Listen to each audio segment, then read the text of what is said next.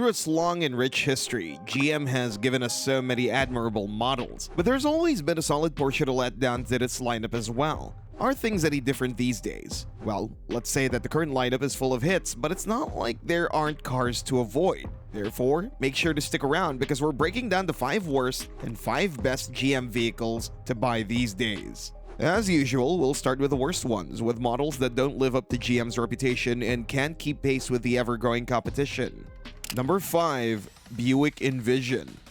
At first look, the Buick Envision may look like an interesting proposal. It's been updated last year and it looks really attractive, not to mention the refreshed interior with that massive 30-inch panel that integrates instrument and infotainment screens. However, once you scratch the surface, you realize that there are simply too many drawbacks to consider it a particularly great compact SUV. For example, even though the new screen looks amazing, the materials and the overall build quality on the inside aren't at the level expected in the segment. Furthermore, the fact that there's no more than 25.2 cubic feet of cargo space behind the second row is a bit of a letdown. Still, we have to be fair and mention that the Envision features a pretty spacious second row, one of the roomiest in the segment. Then comes the powertrain. There's just one powertrain option on offer, a 2-liter turbo 4 that won't impress you with acceleration and overall performance. Simply, it lacks power, while the turbo lag is noticeable. Altogether, there are better options on the market for sure.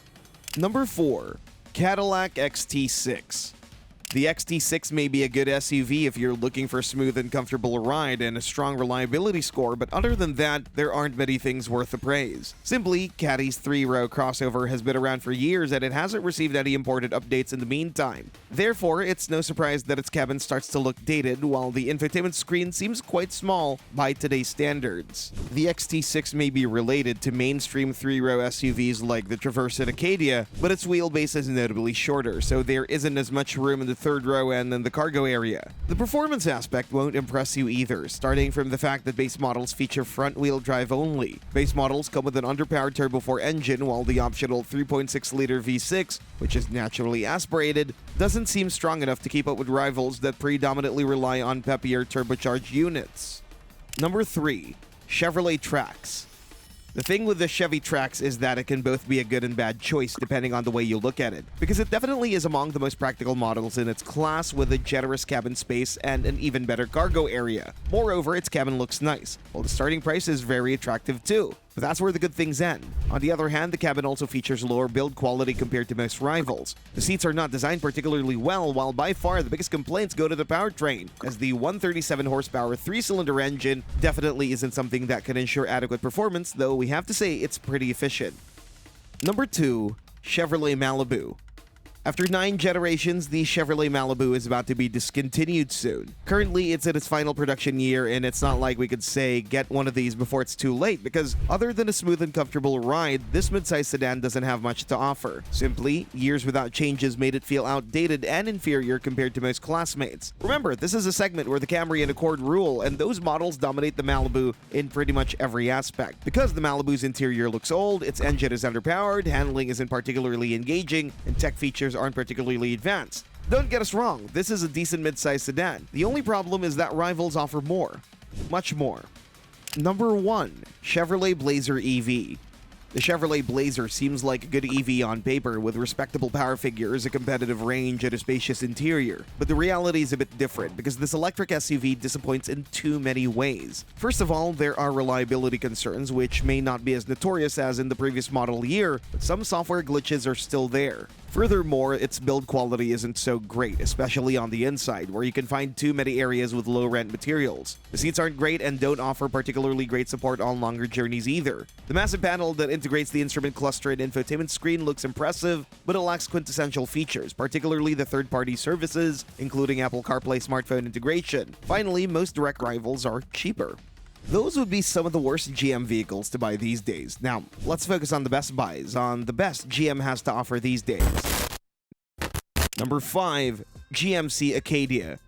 The GMC Acadia is definitely one of the best GM vehicles you can buy today. The current generation is still pretty fresh and looks competitive in pretty much every aspect. First of all, there's the bold and rugged styling, which takes inspiration from bigger body-on-frame relatives. Then there's the cabin design, which seems notably more upscale compared to the Traverse, both in terms of materials and build quality. The Acadia also features a pretty intuitive infotainment system, while the biggest improvement over the previous generation is the much more spacious third row and biggest cargo area thanks to a significantly stretched wheelbase. Furthermore, the new Turbo 4 with 328 horsepower and 326 pound-feet of torque feels notably peppier than the old V6. Number 4. Chevrolet Colorado.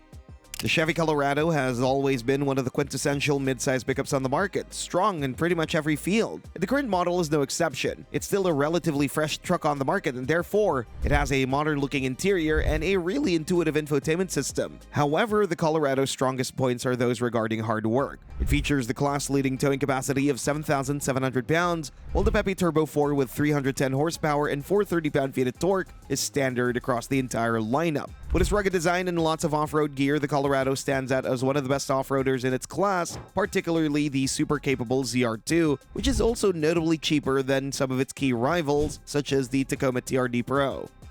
Number 3. GMC Sierra.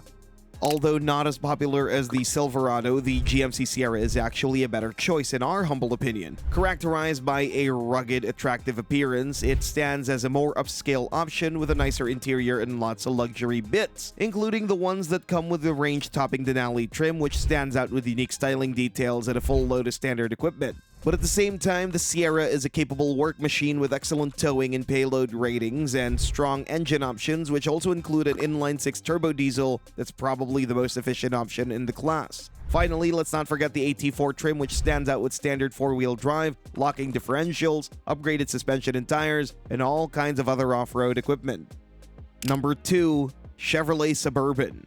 The Suburban stands out as one of the best full-size SUVs that you can buy on the market, and the reasons are numerous. Considering the body-on-frame construction, this SUV provides strong towing and payload capacity, along with solid comfort and on-road manners, thanks to the independent rear suspension. Furthermore, there's a wide range of powertrain options that include 2 capable V8s, as well as a super-efficient inline-6 turbo diesel. But the Suburban's strongest point is its cabin. We can't say it's luxurious, but it's close enough. More importantly, the build quality is good and there's plenty of standard and available equipment, and most importantly, the Suburban features class-leading passenger and cargo space. All rows are generous with space, and even the third row accommodates adults pretty easily. Even with the seats up, this SUV offers 41.5 cubic feet of cargo space, while the total volume, with the second and third rows down, goes all the way up to nearly 145 cubic feet. Except for the long wheelbase Yukon, no classmate offers such impressive figures.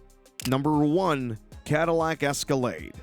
The Escalade has always been a gold standard in the luxury full-size SUV segment, and the recent update has just made it even better. The styling is new, with a bigger and more prominent grille, new headlights, new taillights, and other styling upgrades, while the cabin now features an impressive 55-inch display that takes pretty much the whole dashboard width. New color options are there too, along with new wheels and tech. Of course, traditional Escalade qualities are still there, starting from a smooth ride, strong performance, and an overall sense of ruggedness. The company recently ditched the diesel version due to a lack of interest, but on the other hand, the V8s are still there. Base models continue with a good old 6.2-liter V8 with 420 horsepower, while the supercharged V8 continues to impress with its 688 horsepower and ability to hit 60 in just 4.3 seconds. The Escalade is super capable, bold, tech-laden, spacious, and of course, very luxurious. Pretty much a perfect full-size SUV recipe, we would say. Thanks for watching, and see you next time.